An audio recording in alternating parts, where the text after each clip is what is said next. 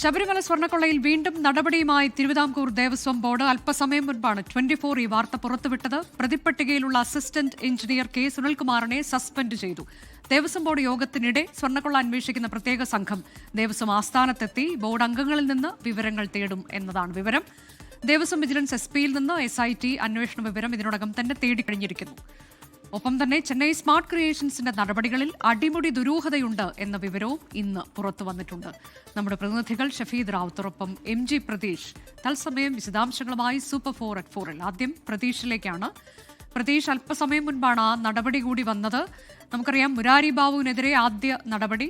ഇപ്പോൾ സർവീസിൽ തുടരുന്ന മറ്റൊരാളുള്ളത് ഈ അസിസ്റ്റന്റ് എഞ്ചിനീയറാണ്. അദ്ദേഹത്തിനെതിരെയും നടപടി ഉണ്ടായിരിക്കുന്നു. ആദ്യം ഈ നടപടിയുടെ വിശദാംശങ്ങൾ, ഇദ്ദേഹം ഏത് തരത്തിലാണ് കുറ്റക്കാരനെന്നതിന്റെ കൂടുതൽ കാര്യങ്ങളിലേക്കൊക്കെ പോയിട്ടുണ്ടോ ബോർഡ്? പ്രതിപട്ടികയിൽ പേരുണ്ടായിരുന്നു എന്നുള്ളതിനപ്പുറത്തേക്ക്.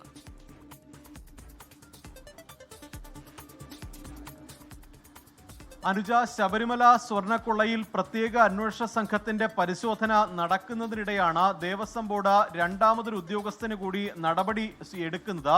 നേരത്തെ മുരാരി ബാബു, മുൻ അഡ്മിനിസ്ട്രേറ്റീവ് ഓഫീസർ മുരാരി ബാബുവിനെതിരായിട്ടുള്ള അച്ചടക്ക നടപടിക്ക് സമാനമായാണ് ഇപ്പോൾ അസിസ്റ്റന്റ് എഞ്ചിനീയർ കെ സുനിൽകുമാറിനെതിരെയും നടപടി എടുത്തിരിക്കുന്നത്. നിലവിൽ പ്രതിപട്ടികയിലുള്ള ഉദ്യോഗസ്ഥരിൽ 2 പേരാണ് സർവീസിൽ ഉണ്ടായിരുന്നത്. അത് മുരാരി ബാബുവാണ്. മറ്റൊന്ന് ഇപ്പോൾ സസ്പെൻഷൻ നടപടി നേരിടുന്ന അല്ലെങ്കിൽ നേരിട്ട കെ സുനിൽകുമാറാണ്. ശബരിമലയിലെ അസിസ്റ്റന്റ് എഞ്ചിനീയറായ സുനിൽകുമാറിനെ അന്വേഷണ വിധേയമായി സസ്പെൻഡ് ചെയ്യാൻ ഇന്ന് ചേർന്ന ദേവസ്വം ബോർഡ് യോഗമാണ് തീരുമാനമെടുത്തത്.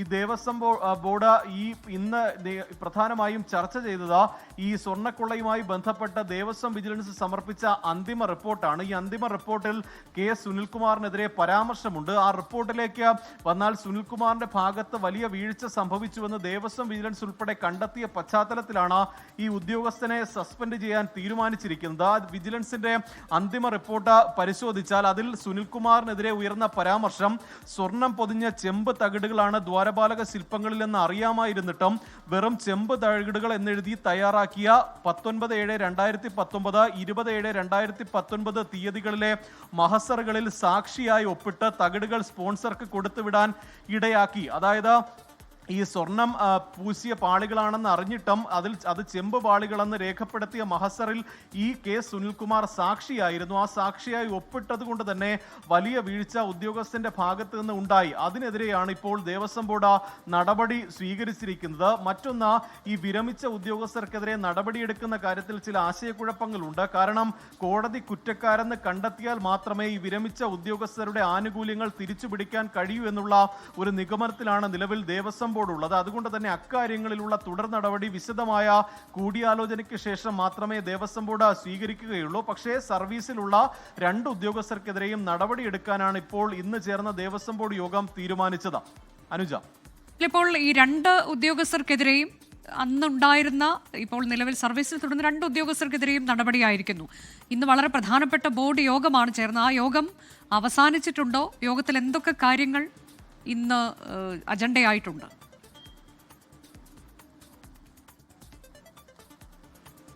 അനുജ, ബോർഡ് യോഗം അല്പസമയം മുമ്പ് അവസാനിച്ചിട്ടുണ്ട്. ഈ പ്രധാനപ്പെട്ട അജണ്ട ഈ പ്രതിപട്ടികയിൽ ഉൾപ്പെട്ട ഈ ഉദ്യോഗസ്ഥനെതിരെ എന്ത് നടപടി സ്വീകരിക്കുമെന്നതായിരുന്നു. അക്കാര്യത്തിൽ ഉൾപ്പെടെ വിശദമായ ചർച്ച ഈ യോഗത്തിൽ നടന്നു. ഈ പ്രധാനമായും നേരത്തെ സമാനമായ ഒരു ആരോപണം അല്ലെങ്കിൽ കണ്ടെത്തലുകൾ നേരിട്ട മുരാരി ബാബുവിനെതിരെ ദേവസ്വം ബോർഡ് അച്ചടക്ക നടപടി സ്വീകരിച്ചിരുന്നു. അതുകൊണ്ട് തന്നെ ഈ പ്രതിപട്ടികയിൽ ഉൾപ്പെട്ട ഈ സുനിൽകുമാറിനെതിരെയും നടപടി സ്വീകരിക്കാൻ ബോർഡ് നിർബന്ധിതമാവുകയായിരുന്നു. ഒപ്പം ഉദ്യോഗസ്ഥന്റെ ഭാഗത്ത് വീഴ്ചയുണ്ടായി എന്ന ബോർഡിന് ഈ ദേവസ്വം വിജിലൻസിന്റെ റിപ്പോർട്ട് കൂടി പരിശോധിച്ചപ്പോൾ മനസ്സിലായി. അങ്ങനെയാണ് ഈ ഉദ്യോഗസ്ഥനെതിരെ ഇന്ന് നടപടി സ്വീകരിക്കാൻ ബോർഡ് തയ്യാറായിട്ടുള്ളത്. മറ്റൊന്ന്, ഈ ദേവസ്വം വിജിലൻസിലെ കണ്ടെത്തലുകൾ ഉൾപ്പെടെ വളരെ ഗൗരവത്തോടു കൂടി ദേവസ്വം ബോർഡ് ചർച്ചയാക്കിയിട്ടുണ്ട്. പക്ഷേ പ്രത്യേക അന്വേഷണ സംഘത്തിന്റെ പരിശോധനയും അന്വേഷണവും നടക്കുന്ന ഘട്ടത്തിൽ ഈ തുടർ നടപടികളൊക്കെ തന്നെ ഇതിന് ശേഷം മതി എന്നുള്ള ഒരു നിലപാടാണ് ദേവസ്വം ബോർഡിന്റെ ഭാഗത്ത് നിന്ന് ഉണ്ടായിട്ടുള്ളത്. ഒപ്പം ഈ മണ്ഡല മകരവിളക്ക് തീർത്ഥാടനം തീർത്ഥാടനത്തിന് ഇനി കുറച്ച് നാളുകളേ ഉള്ളൂ. അതിന്റെ ഒരുക്കങ്ങൾ ഏതെങ്കിലും തരത്തിൽ ഈ വിവാദങ്ങൾ ഒക്കെ തന്നെ അതിനെ ബാധിക്കുമോ എന്നുള്ള ചർച്ചകളൊക്കെ തന്നെ യോഗത്തിൽ ഉണ്ടായിട്ടുണ്ട്. പക്ഷേ മകരവിളക്ക് തീർത്ഥാടനത്തെ ഈ വിവാദങ്ങളും അന്വേഷണവും ബാധിക്കില്ല എന്നതാണ് ഈ ദേവസ്വം ബോർഡ് പ്രസിഡന്റ് ഇന്ന് രാവിലെ കൂടി പ്രതികരിച്ചിട്ടുള്ളത്. അക്കാര്യങ്ങളിലും ഈ വിശദമായ ചർച്ച ഇന്ന് യോഗത്തിൽ നടന്നിട്ടുണ്ട്. ഒപ്പം ഈ തുലാമാസ പൂജകൾക്കായി 17-ാം തീയതി ഈ മാസം 17-ാം തീയതി ശബരിമല നട തുറക്കുന്നുണ്ട്. ഈ നട തുറക്കുന്ന അന്ന് തന്നെയായിരിക്കും ഈ അറ്റകുറ്റപ്പണിക്ക് ശേഷം തിരികെ എത്തിച്ച ഈ സ്വർണ്ണപ്പാളികൾ പുനഃസ്ഥാപിക്കുക. അതിന്റെ നടപടിക്രമങ്ങളും അതുമായി ബന്ധപ്പെട്ടുള്ള കാര്യങ്ങളും ഇന്നത്തെ ബോർഡ് ചർച്ച ചെയ്തിട്ടുണ്ട്. ഇത്തരത്തിലായിരുന്നു പ്രധാനമായും ഇന്നത്തെ അജണ്ടകൾ ഉണ്ടായിരുന്നത്. എന്തായാലും നിലവിൽ ഉദ്യോഗസ്ഥനെതിരെ നടപടി സ്വീകരിച്ചിരിക്കുന്നു. വിരമിച്ച ഉദ്യോഗസ്ഥർക്കെതിരായിട്ടുള്ള നടപടികൾ തുടർ ചർച്ചകളിലൂടെ തീരുമാനിക്കാനും യോഗം തീരുമാനിക്കുകയായിരുന്നു.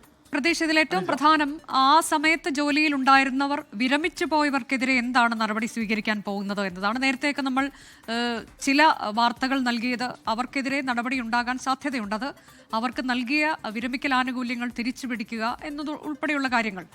അപ്പോൾ അത് തടഞ്ഞു വെക്കുക ഇനിയുള്ളത്, അങ്ങനെയൊക്കെയുള്ള കാര്യങ്ങൾ, അതിലൊക്കെ കൃത്യമായൊരു തീരുമാനം ഉടൻ വേണ്ട എന്ന് തന്നെയാണോ ഇന്നത്തെ യോഗ തീരുമാനമായി വന്നത്?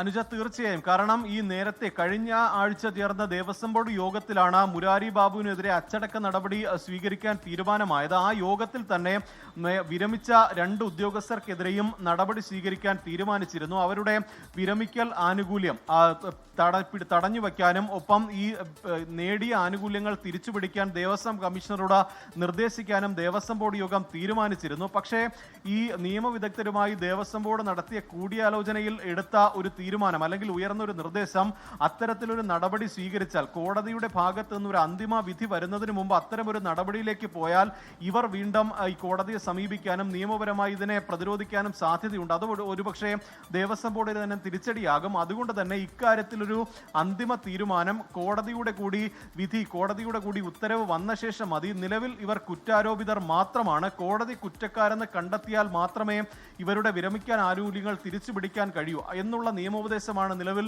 ദേവസ്വം ബോർഡിന് ലഭിച്ചിട്ടുള്ളത്. അതിന്റെ കൂടി അടിസ്ഥാനത്തിലാണ് അവർക്കെതിരായിട്ടുള്ള നടപടി പിന്നീട് മതി എന്ന ഒരു തീരുമാനത്തിലേക്ക് ബോർഡ് എത്തിയത്.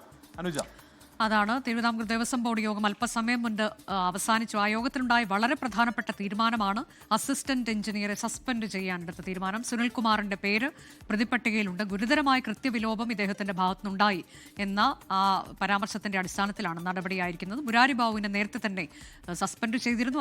അഡ്മിനിസ്ട്രേറ്റീവ് ഓഫീസറായിരുന്ന മുരാരി ബാബുവിന് ഇപ്പോൾ അടുത്ത നടപടി ഉണ്ടായിരിക്കുന്നു എന്നതാണ്. ലോകത്തെവിടെയായാലും ഏത് സമയത്തും 24 വാർത്തകളും ഓഗ്മെന്റഡ് റിയാലിറ്റി പാക്കേജുകളും എക്സ്പ്ലെയിനറുകളും വിശദമായി കാണാൻ ഞങ്ങളുടെ യൂട്യൂബ് ചാനൽ നിങ്ങൾക്ക് സബ്സ്ക്രൈബ് ചെയ്യാം.